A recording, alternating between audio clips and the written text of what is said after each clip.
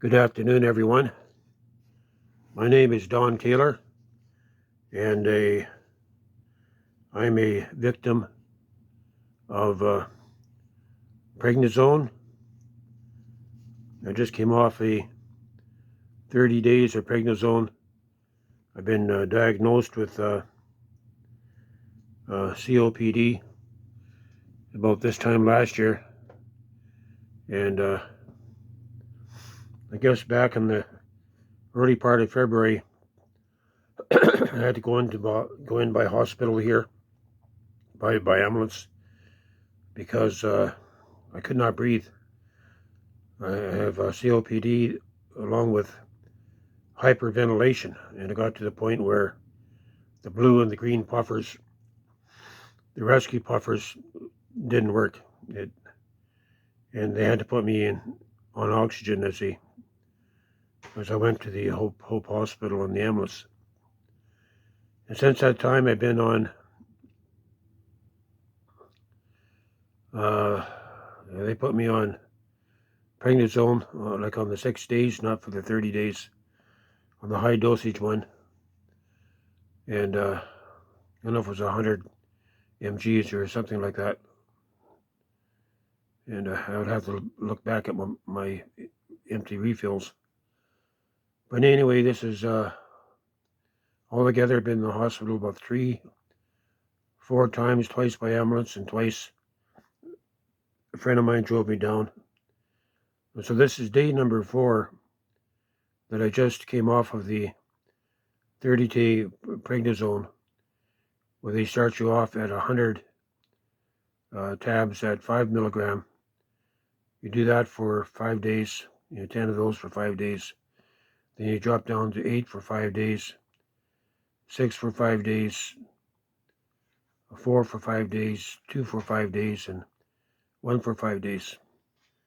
And what they don't tell you, what the doctors don't tell you, is the after effects. They don't tell you that the hell that you're going to go through once you come off it. And that's been the reason why I've been on it. I haven't been on prednisone 5 or 6 times so far. Once you get on it, once you come off it, your immune system is shot. Your adrenals need time to rebuild, because what the prednisone does, it shuts down your adrenals. It shuts down the cortisol that your adrenals produce, and your body cannot operate without cortisol. So that's shut down. So when you come off of prednisone, then you're in a place where you're very susceptible to anything that goes around. You need to isolate, stay away from people. But the sad point is, and the reason I'm doing this video, is to get the word out about the dangers of prednisone and the lack of recovery from it. They get you hooked on it, and once you get on it, then you're hooked on big pharma. And I feel like a prisoner. I feel like a prisoner of the drug company. I've been trying to get off, but this is day number 4. I don't know whether I'm going to make it through another day. I'm doing what I can to rebuild my immune system. Thankfully, I have stuff in place just in case. I've been doing my lung supplement, like NAC, NAC, Magnacom, and Dignosis. I've been taking that. I've been taking D3, because you need D3 and K2, high doses of D3. You should be taking 20,000 units a day. So I do a lot of my research comes from Dr. Berg, Eric Berg. He at least he's a person that shares the dangers of prednisone, that it's a very, very dangerous drug, and the doctors know exactly what's going to happen when you start on that start on that protocol. It's going to take you downhill. I think the main reason why there's no cure for COPD is that the drug companies have designed the prednisone and the blood pressure and all that to that has a nasty after effect. That you might be on blood pressure, but it's going to end up damaging your liver, your heart. Same as prednisone. It does long-term damage on your it's going to give you diabetes at some point. It's going to make your bones brittle because it leaches out your calcium. It should not be allowed. In this modern technology, the pharmaceutical companies, all they do is, they cover over, they manage the situation. Like prednisone is just a Band-Aid.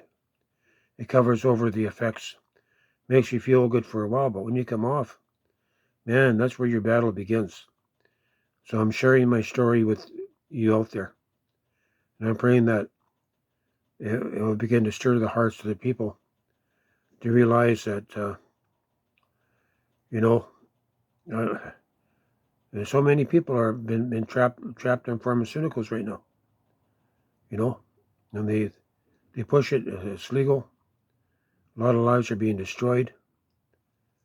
And in our modern day society, why isn't there a better way? So this is day number 4 for me.